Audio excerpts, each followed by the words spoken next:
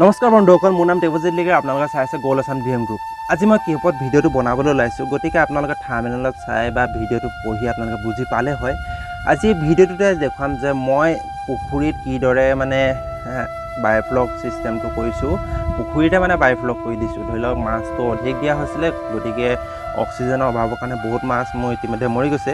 ইতিপক্ষে আপোনালোকে শুনিবলৈ পাইছে এই যিটো ধৰককৈ ষ্টাৰ্ট হ'ল, এইটো মোৰ ইয়াৰ ধৰি লওক পুখুৰীত অট'মেটিক অক্সিজেনটো ধৰি লওক পানীটো অক্সিজেনৰ ৰোটেটিং কৰিবৰ কাৰণে আমি ইয়াত দি থোৱা আছে। গতিকে আজি মই এই ভিডিঅ'টোৰ দ্বাৰা আপোনালোকক দেখুৱাম যে আপোনালোকে ঘৰতে পুখুৰীত কিদৰে অক্সিজেন দি অধিক মাছ কৰিব পাৰিব। গতিকে ব'লক এতিয়া মই আপোনালোকক বেক কেমেৰা কৰি দেখুৱাই আছোঁ। আপোনালোকে সন্মুখত দেখা পাইছে এইটো হৈছে হেলিয়া কোম্পানী, এইটো অক্সিজেন মেচিন হয়। অক্সিজেন মেচিন আপোনালোকে গম পাইছে যে পানীটো হিলাই থাকিবৰ কাৰণে ধৰি লওক অক্সিজেন দিছোঁ। আপোনালোকে বুজি পায়েই বায়'ফ্লক ছিষ্টেম আপোনালোক বোধহয় চাই আছোঁ। আমাৰ দেখা হৈছে আমি ইয়াত পাইপ দি আমি ইতিমধ্যে লৈ গৈছোঁ। তাৰোপৰি ইয়াত আমি এটা চাইক্লিক টাইমাৰ লগাই দিছোঁ। এই টাইমত নিজে নিজে বন্ধ হ'ব, নিজে নিজে চলি থাকিব। আমি ইয়াত আধা ঘণ্টা চলোৱা কৰিছোঁ। আৰু তাৰ লগতে আমি ঘৰতে এটা ইনভাৰ্টাৰ আছিলে, ইনভাৰ্টাৰটো দি দিলোঁ।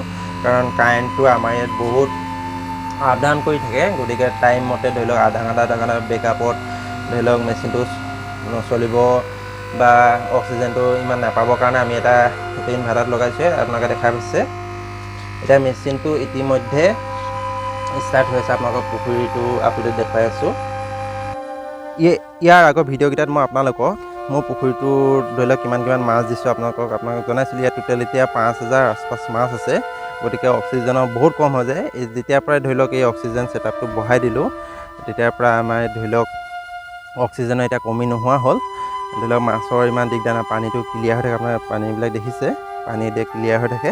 আমি ইয়াত ধৰি লওক মেডিচিনো ইউজ কৰি থাকোঁ, কাৰণ মেডিচিন ইউজ নকৰিলে মাছটো মৰি যায়, কাৰণ পানীটো বহুত জল্দি লেতেৰা হৈ যায়। সন্মুখত দেখা হৈছে ঠিক এইদৰে পানীটো ইয়াত ৰোটেটিং কৰি থাকিব। আপোনালোকে বায়'ফ্লকৰ বিষয়ে আপোনালোকে বহুতে গম পায়েই, কাৰণ বায়'ফ্লকৰ কিদৰে কৰা হয়, ঠিক সেইদৰে মই ইয়াত কৰিছোঁ। মই আপোনালোকক বহুত দিনৰ পৰা ভিডিঅ'টো বনাই দিম বুলি ভাবিছোঁ, কাৰণ টাইমৰ অভাৱৰ কাৰণে মই আপোনালোকক ভিডিঅ'কেইটা বনাই দিব পৰা নাছিলোঁ। তাৰ কাৰণে মোক মাফ কৰিব। আৰু 2-3জন ফ্ৰেণ্ডে মোক কমেণ্ট কৰিছে যে আপোনালোকে হাই ডেঞ্চিটিত কিদৰে মাছ পালন কৰিছে তাৰ এটা ভিডিঅ' দি দিয়ক। মই ভিডিঅ'টো বনাই দিব টাইম নাপাইছোঁ, তাৰ কাৰণে মোক মাফ কৰি দিব। আপোনালোকে কৈছে মই এইটো টোটেল আধা বিঘা পুখুৰী, আধা বিঘাত মই ইয়াত টোটেল 10 কেজি মাছ দিয়া হৈছিলে। 10 কেজিত ধৰি লওক আপোনালোকে অনুপাতটো উলিয়াই ল'ব পাৰিব। 10 কেজি তাৰ লাষ্টৰ সময়ত মই টোটেল 14 কেজি বুলি ধৰক। তাৰ উপৰি মই এই টেংকিত দেশী মাগুৰ কৰি আছিলোঁ, ঘৰতে পোনা উলিয়াই।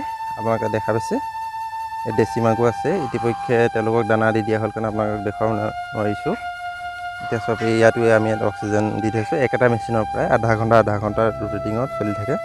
গতিকে ফ্ৰেণ্ডসকল, আপোনালোকে ঘৰতে ঠিক এইদৰে আপোনালোকে ছেটআপটো বনাই পিনে আপুনি কৰি চাব পাৰে। হাই ডেঞ্চিটি ফিছ ফাৰ্মিং কৰি চাব পাৰে। ধৰি লওক কম জেগাত অধিক মাছ কৰি চাব পাৰে। এইটোকে কয় হাই ডেঞ্চিটি ফিছ ফাৰ্মিং। গতিকে ফ্ৰেণ্ডসকল, আজিলৈ ভিডিঅ'টো ইমানতে সমাপ্ত কৰিছোঁ। আপোনালোকে বায়'ফ্লকৰ ছেটআপৰ বিষয়ে গম পায় যে কিদৰে বায়'ফ্লক ছেটআপ বহোৱা হয়।